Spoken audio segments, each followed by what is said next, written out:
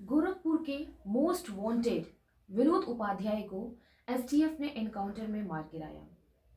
शुक्रवार तड़के एसटीएफ ने सुल्तानपुर जिले में विनोद उपाध्याय को घेर लिया। विनोद ने एसटीएफ का घेरा तोड़ते हुए भागने की कोशिश की। पुलिस टीम पर कई राउंड फायरिंग भी की। जवाब में एसटीएफ ने भी फायर किया। इसमें विनोद को गोली लग गई। एसटीएफ उसे अस्पताल लेकर गई। वहां इलाज के दौरान उसकी मौत हो गई। विनोद उपाध्याय पर 1 लाख रुपए का इनाम था। करीब 7 महीने से एसटीएफ, गोरखपुर क्राइम ब्रांच और पुलिस उसकी तलाश कर रही थी। 2007 में विनोद उपाध्याय ने गोरखपुर से बहुजन समाजवादी पार्टी से टिकट पर चुनाव लड़ा था। उसे जिताने के लिए मायावती ने खुद रैली किया था, लेकिन भाजपा के डॉक्टर राधा मोहन दास अग्रवाल वहां से जीत गए और विनोद उपाध्याय जैसे अपराधी को वहां के मतदाताओं ने चौथे स्थान पर भेजा। नमस्कार, मैं प्रियंका स्वागत करती हूं आपका अपने चैनल आयान विद मामा पर। यूपी एसटीएफ के अमिताभ यश ने बताया कि शुक्रवार तड़के 3:30 बजे डिप्टी एसपी दीपक सिंह की टीम के साथ सुल्तानपुर में एनकाउंटर हुआ। देहात कोतवाली इलाके में हुई इस मुठभेड़ में विनोद उपाध्याय को गोली लगने से गंभीर रूप से घायल हो गया। उसे अस्पताल ले जाया गया। विनोद के पास से एसटीएफ ने चीनी pistol 30 bore, Sten gun 9mm factory made, जिंदा कारतूस और स्विफ्ट कार बरामद की। योगी सरकार ने 68 वांटेड माफियाओं की लिस्ट जारी की थी। उसमें टॉप 10 में विनोद उपाध्याय का नाम भी था। विनोद का मुख्य काम रंगदारी मांगना, जमीन कब्जा करना, ठेकेदारी और सूद पर पैसा देना था। एसटीएफ सूत्रों के मुताबिक विनोद उपाध्याय का इन दिनों राजधानी लखनऊ समेत नोएडा, दिल्ली, प्रयागराज, झारखंड समेत कई जगहों पर रियल एस्टेट का काम चल रहा था। फरारी के दौरान वह इन शहरों में छिपकर रहता था और पुलिस के डर से रात को सफर किया करता था। गुरुवार देर रात भी वह कार से प्रयागराज जा रहा था। इस बीच उसकी लोकेशन एसटीएफ टीम को मिल गई।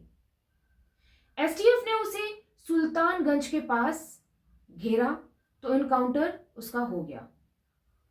सूत्रों का दावा है कि फरारी के दौरान गोरखपुर के गोरखनाथ थाने का एक हिस्ट्री शीटर माफिया विनोद को पनाह दिया करता था, क्योंकि वह हिस्ट्री शीटर और विनोद दोनों सूद का कारोबार मिलकर किया करते थे। विनोद अक्सर हिस्ट्री शीटर के लखनऊ, दिल्ली और मुंबई सहित अन्य ठिकानों पर पनाह लेता था। दोनों अंदर ही अंदर एक बार फिर से राजनीति में एंट्री की कोशिश कर रहे थे। विनोद मूल रूप से अयोध्या जिले के मया बाजार स्थित उपाध्याय का पुरवा का रहने वाला था। सितंबर 2023 में विनोद पर यूपी पुलिस ने 1 लाख का इनाम घोषित किया था। पहले 50,000 का इनाम था। 7 महीने से एसटीएफ के साथ क्राइम ब्रांच और गोरखपुर जिले की पुलिस उसकी तलाश कर रही थी और 51 साल की उम्र में विनोद के खिलाफ गोरखपुर समेत अन्य जिलों में 39 मुकदमे दर्ज थे, लेकिन उसका दबदबा ऐसा था कि किसी भी मामले में अब तक उसे सजा नहीं हुई थी। गोरखपुर पुलिस सूत्रों ने बताया कि विनोद अपनी पत्नी और बेटी को लेकर फरार चल रहा था।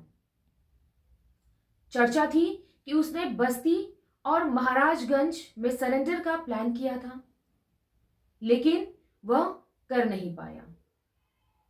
24 मई 2023 को गोरखपुर कैंट इलाके के दाऊद में रहने वाले कैंसर पीड़ित पूर्व सहायक जिला शासकीय अधिवक्ता प्रवीण श्रीवास्तव ने गुलरिहा थाने में विनोद उपाध्याय और उसके भाई संजय, उसके नौकर छोटू और 2 अज्ञात के खिलाफ रंगदारी मांगने और तोड़फोड़ करने का मुकदमा दर्ज कराया था। इस मामले में पुलिस ने उसके नौकर छोटू को गिरफ्तार कर लिया और जेल भेज दिया। फरार चल रहे विनोद और उसके भाई पर 25-25 हजार रुपए का इनाम घोषित किया था।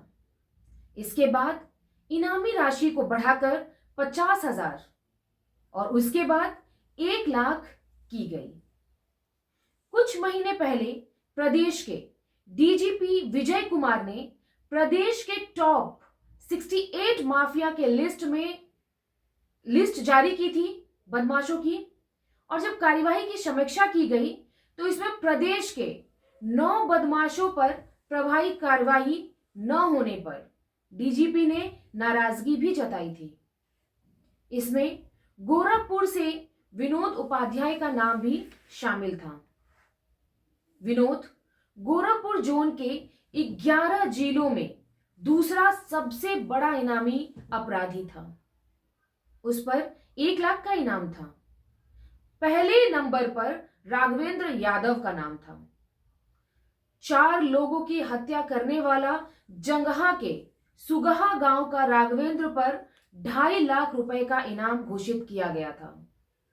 वह साल 2016 से फरार चल रहा था। गोरखपुर की शाहपुर थाना पुलिस ने साल 2010 में विनोद उपाध्याय, उसके भाई संजय उपाध्याय और सहयोगी प्रभाकर द्विवेदी के खिलाफ गैंगस्टर एक्ट की कार्यवाही की थी। इस मुकदमे की सुनवाई विशेष न्यायाधीश गैंगस्टर शशि भूषण कुमार शांडिल की कोर्ट में चल रही थी।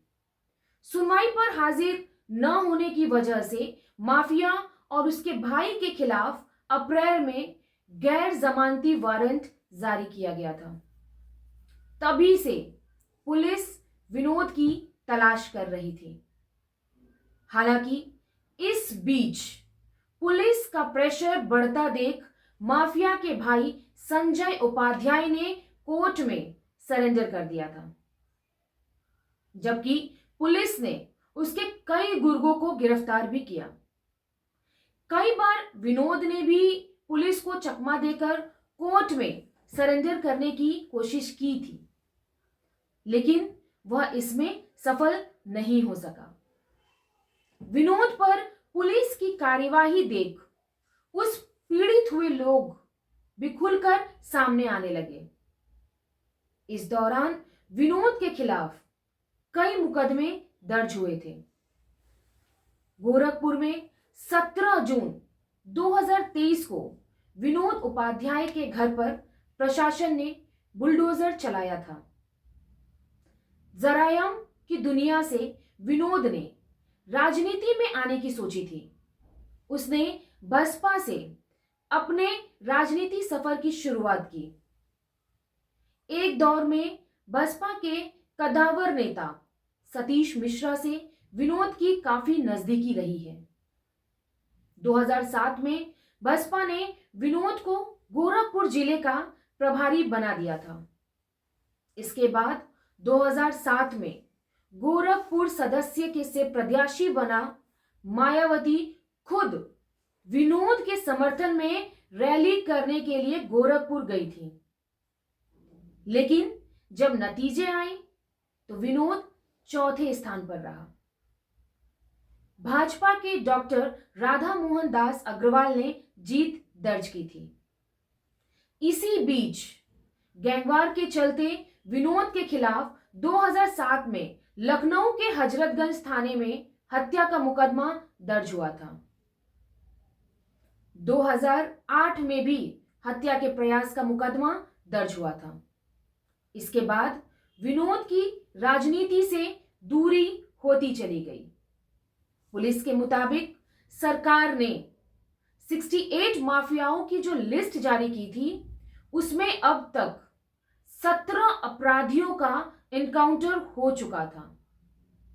पुलिस के एनकाउंटर रिकॉर्ड की बात करें तो 20 मार्च 2017 से अभी तक प्रदेश भर में अपराधियों के साथ पुलिस की 11,654 मुठभेड़ हुई हैं।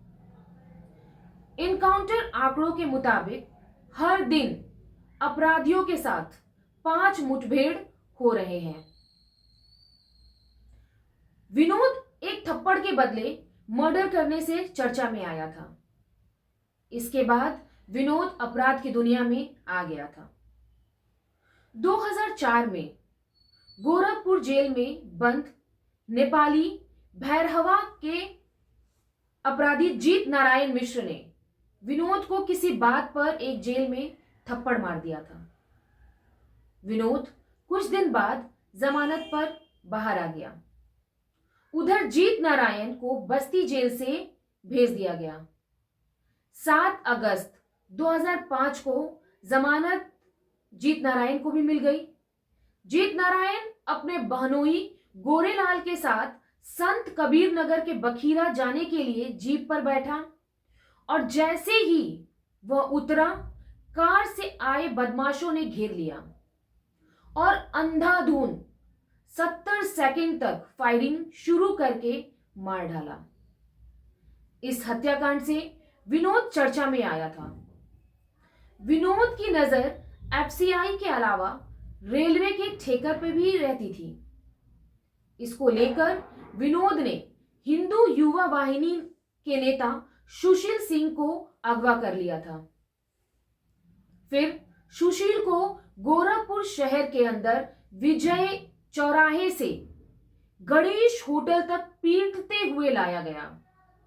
सुशील छोड़ देने की विनती कर रहे थे, लेकिन विनोद उपाध्याय को तरस तक नहीं आया।